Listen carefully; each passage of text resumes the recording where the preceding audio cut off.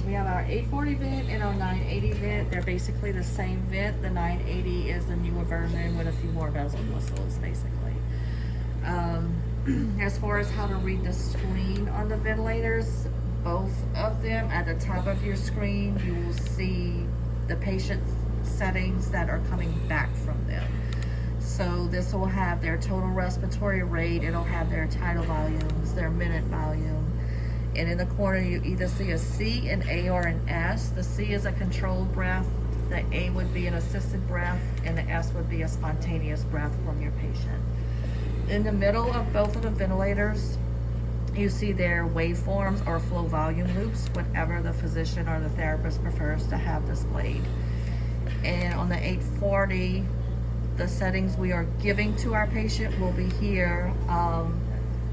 On the 980, they'll be in this section. If you need to make adjustments to your patient's FiO2, you'll touch, turn to change it, and accept. So you'll touch, again, turn, and accept on here. It's the same process on the 980. We ask that FiO2 be the only thing that you adjust. As far as the other settings, just leave it to our therapist and just communicate with them if anything needs to be adjusted. Your alarm silence and reset are on this panel, as well as your FiO2 increase for 100%. It'll last for 2 minutes. And your accept and knob to turn are on here. Move over to our 980.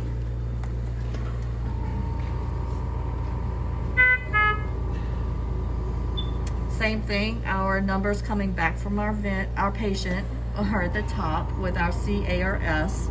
Your waveforms or flow volume loops are displayed in the middle.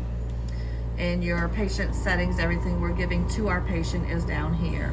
Again, to adjust your FiO2, touch, and this screen pops up on the 980. Turn to adjust it and accept. So again, we'll touch, turn to adjust, and accept. Your 100% FiO2 boost is here on the screen. You can extend it if you need to extend it, or you can stop it if they've come back up on their SATs, and just close it here. Your alarm silence is here on the bottom right, and your knob to adjust is here as opposed to your 840. We can travel with our 980 ventilator. We have them outfitted with tank holders on the back.